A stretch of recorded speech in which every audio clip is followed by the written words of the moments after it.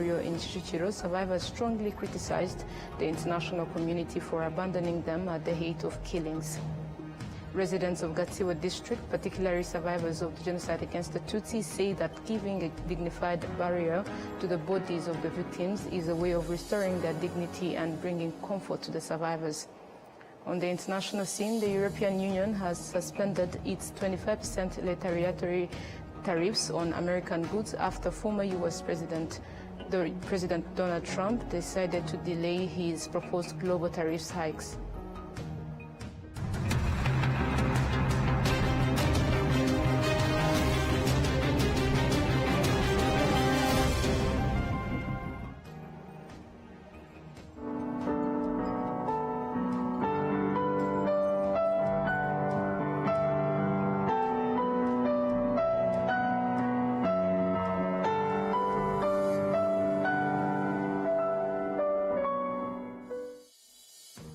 My name is Olive Nete, and it's a privilege to have you with us. Now let's kick off the edition.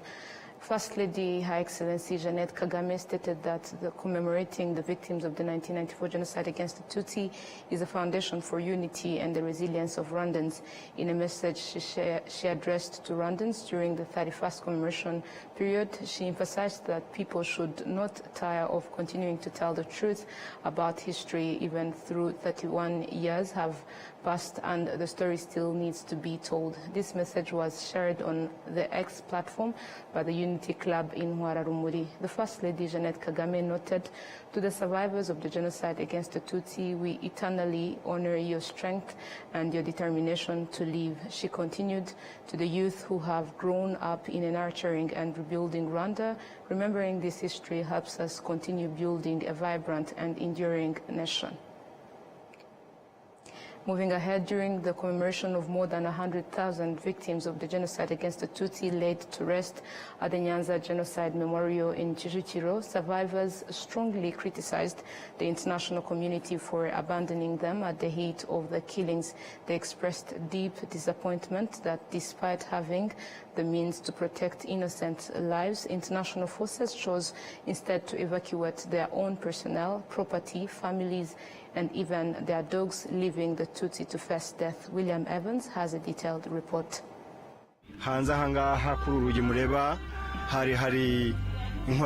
Shirangabo Jean de Dieu is one of the few survivors of the genocide against the Tutsi who had sought refuge in what was once a technical school, Eto Kicukiro, hoping to escape from being murdered by the Interahamwe who had surrounded the site. Colonel Nzao Tarasis demonstrated the highest depth of cowardice. He came and gave an order that people should be taken and killed in Nyanza around the rubbish. Shilangabo and his colleagues, Yvonne Mukanubaha and Angelique Ndoha, who were together at Eto Kicukiro, all accused the belligerent soldiers on a UN mission of abandoning them despite having the capacity to protect them from their attackers. This day also symbolizes cowardice by the international community. We remember the cruelty with which these members of the international community abandoned us to perish, especially the belligerents who occupied this place. Belligerent soldiers were nothing but shameless cowards because they abandoned us and ours and the larger Rwandan community who could have survived. We saw white people and professors who were teachers in Eto packing their bags in disbelief with their wives and other white people who had run for safety here. They packed their bags and loaded them on trucks, including their dogs. Many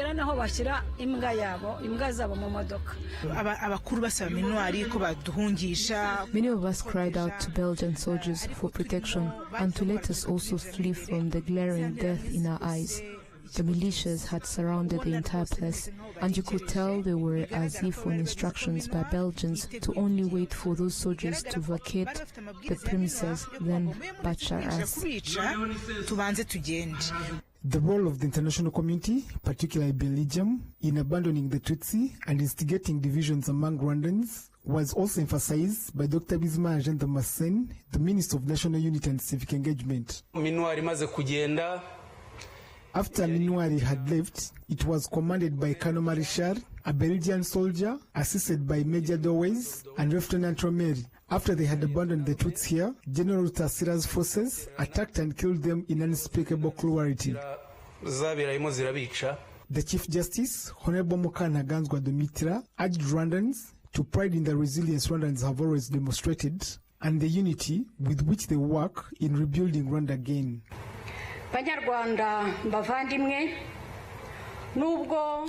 Rwandans beloved, even though this dark history we shall remember forever, may we also always remember that we demonstrated courage and resilience. We looked within for solutions that helped us build the country. We are proud of owing it to His Excellency President Paul Kagame's leadership. The commemoration of the 31st anniversary of the genocide against the Tutsi in Nyanza Kicukiro was attended by high-ranking officials from government institutions, different country representatives in Rwanda, and various distinguished guests. Over 100 victims are buried in Nyanza Kicukiro Memorial Site, where more than 2,500 Tutsi were killed by Interahamwe after being abandoned by the belligerent soldiers who were part of the UN force at the Eto Kicukiro Technical School in Kigali in 1994. William Evans, RTV News. Thank you, Evans, for the detailed report. Now, moving ahead, residents of Gatsibo district, particularly survivors of the genocide against the Tutsi, say that giving a dignified burial to the bodies of the victims is a way of restoring their dignity and bringing comfort to the survivors. They shared this on Friday at the Kiziguro Genocide Memorial, where 21 bodies were laid to rest. The memorial is already the final resting place for more than 20,000 victims. Adam Squizera has more on this. The genocide that took place in Kiziguro and other parts of Gatsibo district was carried out by extreme brutality, with the involvement of Jean-Baptiste Gatete, who was the mayor of the former Murambi commune. Among those targeted in the killings were people who had sought refuge at the Kiziguro Catholic Church. In a dialogue on the history of the genocide against Tutsi in Rwanda, the Minister of National Unity and Civic Engagement, Dr. Bizimana Jean Damascene, explained that even before the genocide began publicly, acts of genocide had already started in the former Murambi commune, and these actions were supported by the government at that time.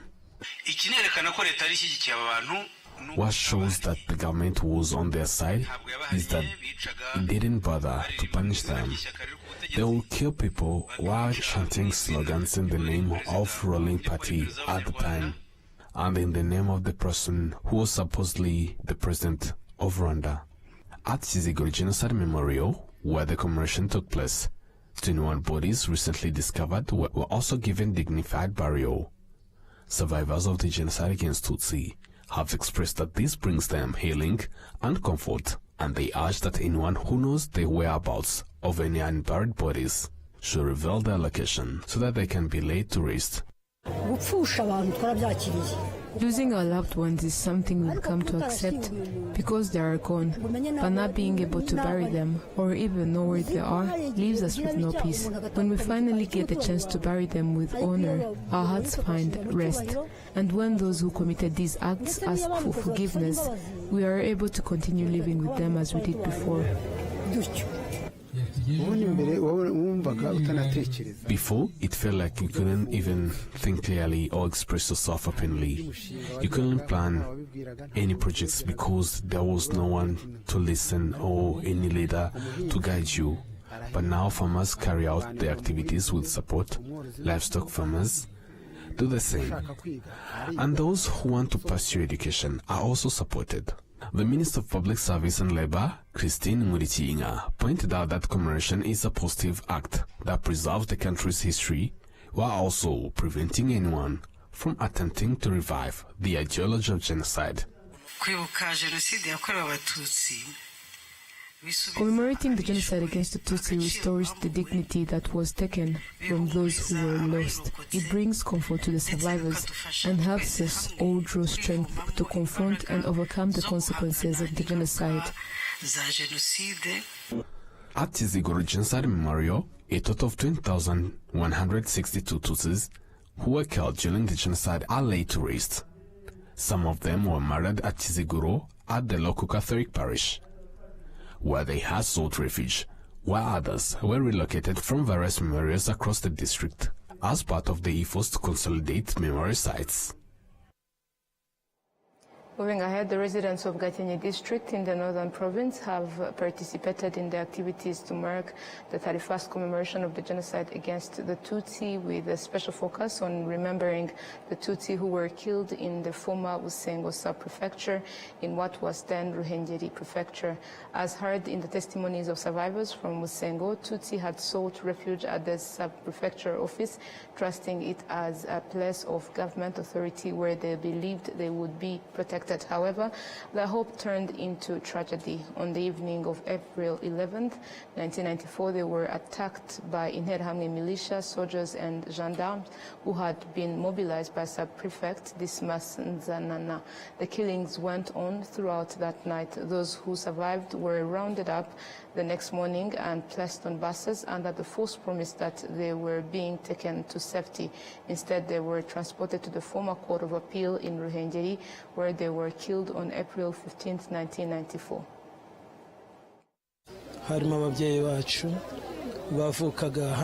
Our parents were originally from this area, especially from the Ndusu commune, Gatonde and Nyarutovu. They fled here believing that the authorities would protect them, but despite the hope, they were killed. This clearly shows that the leadership at that time was not only bad, but also lacked love and care for the Rwandan people they were meant to represent.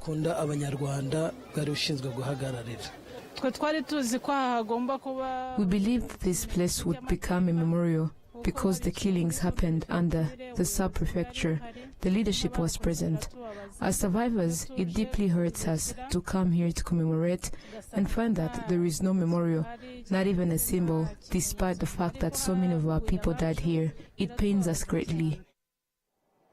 Commemoration at Gakenke was attended by various officials, including Judith Wizeye, the minister in the office of the president and the government's focal point for Gakenke district. She urged Rwandans to continue upholding the value of unity as aligned with the national agenda to ensure the country's continued development. She assured survivors of the genocide against the Tutsi in Rwanda that the government will continue to preserve the history. The government of Rwanda will continue placing symbols at all historical sites, as the history we have heard here, and will also ensure that existing memorials in the country are equipped with all the necessary parts to preserve history and prevent it from being erased. Genocide survivors have strongly criticized the leadership of the time which orchestrated the killings. At the same time, they expressed deep appreciation for the current government and its leadership, especially President Paul Kagame, for promoting the development and well-being of all citizens without discrimination.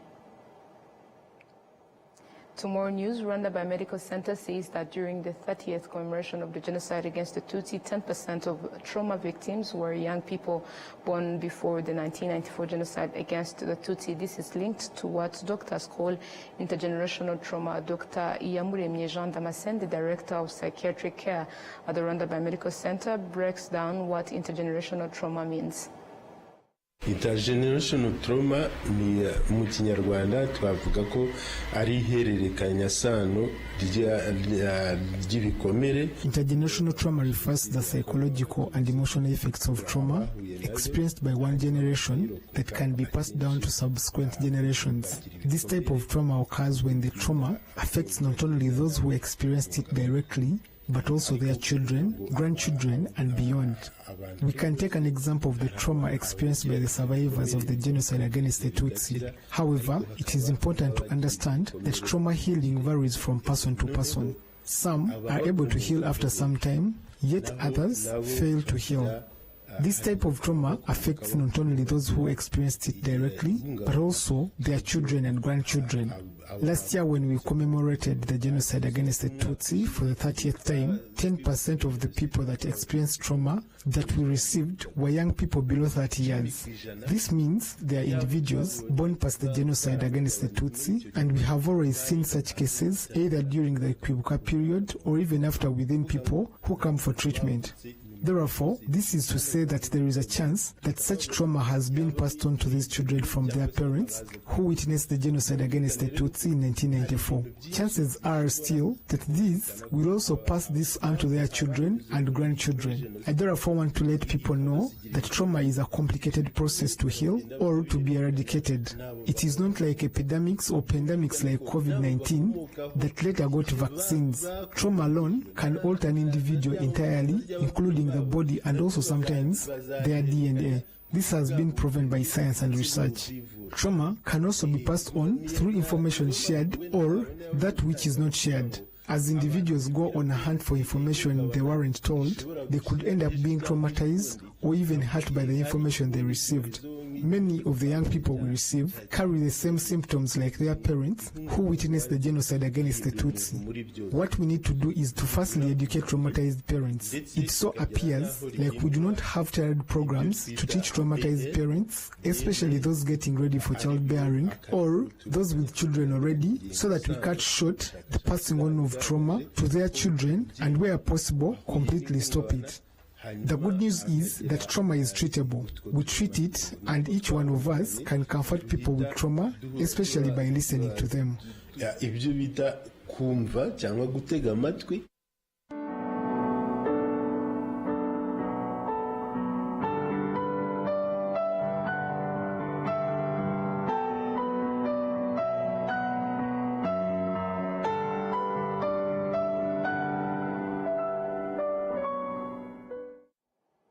Now to other matters. 8 members of the Electoral Commission have today taken oath, and the President of the Supreme Court, who presided over the swearing ceremony, commended the Commission for successfully carrying out their mandate without fail. William Evans has more on this. These 8 now members of the National Electoral Commission initially convened when necessary, but the new law governing the Electoral Commission designates them as permanent staff of the Commission. The President of the Supreme Court, Mukantaganzwa Domatira, applauded the Commission for the way the elections were conducted in 2024, particularly during the presidential elections, and also urged them to continue striving for further improvements. Abanyarwanda bishimira uko komisiyo Rwandans are pleased with how the Commission organized and carried out the electoral process, both the presidential and parliamentary election last year.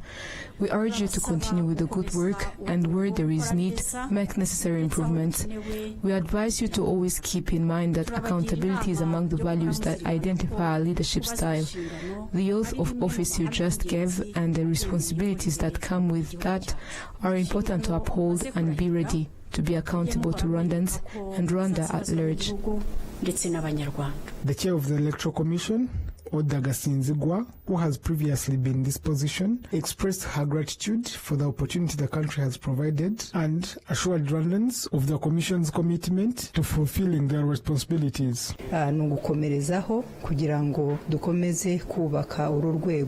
It's a continuous journey of developing this commission, whose mandate to conduct free, fair and transparent elections to promote democracy and good governance in Rwanda. We also take this opportunity to thank Rwandans because they play a significant part in ensuring successful electoral process during different elections. This makes our job very easy. Our focus is to listen to Rwandans and following provisions of the law and being transparent.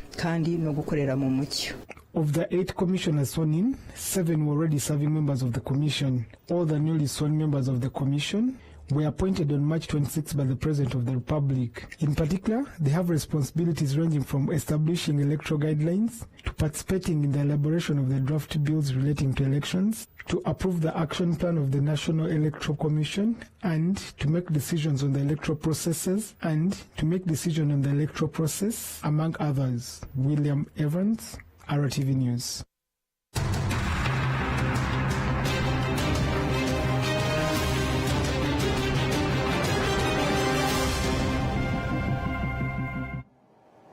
Now to matters making headlines globally. The European Union has suspended its 25% retaliatory tariffs on American goods after U.S. President Donald Trump decided to delay his proposed global tariff hikes. The move was welcomed by the EU Commission President Ursula von der Leyen, who said it was a step toward easing trade tensions. However, European investors remain cautious, warning that the stock market is still volatile amid economic uncertainty and shifting U.S. trade policy. Al Jazeera with more. This factory in southern Spain, olive oil is being produced. Some of this will eventually make its way to the United States, where its importers will have to pay a tariff of 10% on it, but not the higher 20% rate President Trump had imposed on the EU last week, because on Wednesday night he decided to freeze what he calls those reciprocal tariffs for 90 days. Prompting the EU to pause its own retaliatory tariffs on the US for a similar period. We want to negotiate. We want to talk. We appreciate that you have brought this pause on so-called reciprocal tariffs, and we in turn are now pausing our proposed countermeasures. But other new US tariffs haven't been frozen, specifically the 25% rate on automotive-related products, which is a worry for management and workers at this factory near Warsaw, because Poland is the world's 7th largest exporter of spare parts. Tariffs on those are still set to come into force next month. The workforce is very involved in what's going on at the factory, and they ask themselves what's going on. We have no tariffs in place for today. We know from the Trump administration that tariffs on car parts are not expected to enter until May 3rd. In Germany too, people are asking what's going on. Their car industry had long been struggling before the recent round of tariffs began. The United States? Not our problem. We've got enough problems here in Germany. Let's deal with our own issues. Everything's getting more expensive anyway. The US doing what it's doing probably doesn't help, but we're quite capable of ruining our economy on our own. And that thought is reflected in German society more widely. Earlier this year, researchers were predicting modest growth of 0.8% in 2025. On Thursday, they revised that down to just 0.1%. Uncertainty has dominated much of the past week. Now, seemingly, there's a 90-day truce in the trade war between the United States and Europe. Dominic Kane, Al Jazeera, Berlin. The story brings us to the end of tonight's bulletin, but before we leave, a reminder of the top stories. During the commemoration of more than 100,000 victims of the genocide against the Tutsi laid to rest at the Nyanza Genocide Memorial in Kicukiro, survivors strongly criticized the international community for abandoning them at the height of the killings. Residents of Gatsiwa district, particularly survivors of the genocide against the Tutsi, say that giving a dignified burial to the bodies of the victims is a way of restoring their dignity and bringing comfort to the survivors. On the international scene, the European Union has suspended its 25% retaliatory tariffs on American goods after U.S. President Donald Trump decided to delay his proposed global tariff hikes.